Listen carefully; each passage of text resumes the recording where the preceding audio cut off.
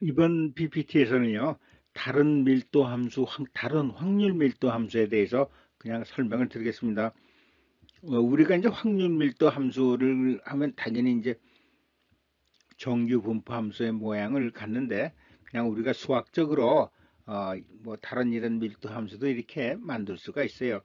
그런데 우리가 이제 확률 밀도 만들 때는요, 한 가지 기준은 뭐가 있죠? 그 면적이 마이너스 무한대부터 플러스 무한대까지 이 그래프 안에만 이 밀도함수 그래프 범위 안에서만 그 면적을 적분을 하는 게 아니라 사실은 마이너스 무한대에서 플러스 무한대까지 적분을 했을 때 그 적분 값이 fx, dx 결국은 이 면적이 되는데 이것이 1이 되는 것이 확률 밀도 함수입니다. 이게 1이 아니 되면 확률 밀도가 함수가 아니에요.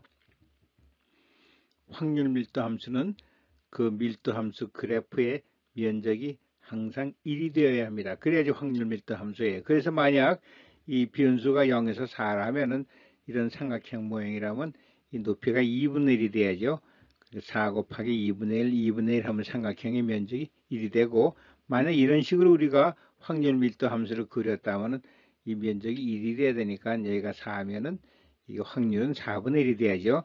이것도 마찬가지로 적분을 마이너스 무한대에서 플러스 무한대까지 하는 겁니다. 그러니까 마이너스 무한대에서 0까지는 확률이 0이고 그 다음 4까지는 이런 모양의 확률이 되고 4 이상은 확률값이 또 0이 되는 거죠. 여기서도 마찬가지예요. 여기까지는 0이 됐다가 여기서부터 4까지는 0부터 4까지는 4분의 1이 됐다가 그 다음에 0이 되는 것입니다. 확률 밀도 함수는 그 마이너스 무한대에서 플러스 무한대까지 그 적분 값이 면적이 반드시 1이 되어야 된다는 것입니다. 이제 우리가 저 확률 정규 분포 함수 이것이 normal distribution function 해가지고 정규 분포 함수죠. 종함수라고 하죠. 이거에 대한 함수의 평균은 아래 식으로 적분해 구한다 이거예요. 평균은 어떻게 구한다고 했죠? 미소 면적에다가 기준점으로서의 거리를 곱한 거예요. 그러니까 fx dx가 이 면적이고 그 다음에 x가 여기 하는 기준점에서부터의 거리예요.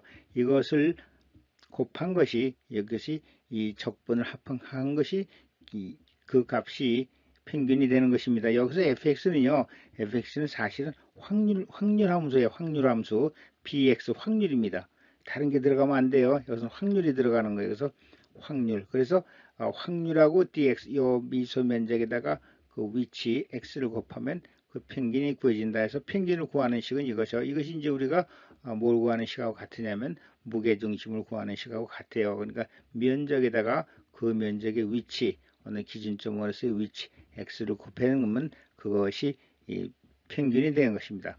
여기서 이제 fx는 여기서는 확률 함수의 이것은 확률 함수입니다. 항상 보실 때 이거는 확률 함수라는 것을 아셔야 돼요. 여기서 이제 px라고 표시했지만 우리가 일반적으로는 fx를 표시하는 거예요. 이거는 확률 함수입니다.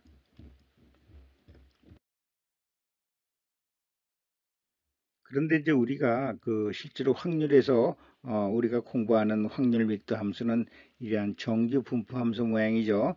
정규 분포 확률 밀도 함수 우리는 이거에 대해서 공부를 합니다. 이런 경우에 이 확률 밀도 함수의 평균은 0이 된다고 그랬죠. 그래서 시그마 1 시그마 1 표준 편차의 값은 마이너스 1이 되고 플러스 1이 되고 또 마이너스 1이 되고 이렇게 된다고 그랬죠. 우리가 이제 이거를 정규 확률 분포 함수를 확률 밀도 함수로 이게 변환하는 것입니다. 그렇게 되면 평균은 0이 되고 그 다음에 표준 편차는 1 표준 편차는 1 시그마는 1 시그마는 마이너스 1 이렇게 표현된다고 그랬어요. 그리고 이제 우리가 해서 확률을 구하면 이제 x까지의 우리가 확률을 구하면은 그건 마이너스 무한대부터 x까지 적분한 이 면적이 되겠죠. 그래서 이런 경우에 이제 함수가 여기 x니까 여기 xx 쓰면 이상해요. 그래서 이건 변수를 다르게 써야 됩니다. 그래서 ftdt 그래서 마이너스 무한대부터 0까지 하면 fx다. 이것이 이제 여기까지 면적이 되는 것이에요. 이것이 면적이 되는 것입니다. 그런데 우리가 여기서 이제 ft는 사실은 확률 함수예요. 보실 때 이건 항상 확률 함수입니다. 그 확률 함수 똑같이 이제 확률 함수가 그렇다는 얘기예요. 그래서 확률 함수를 우리가 그냥 일반적으로 함수니까 f 이렇게 표현을 하는 것뿐입니다. 확률 함수예요. 그런데 우리가 여기서 왜 이렇게 마이너스 무한대부터 적분하는가 하면요.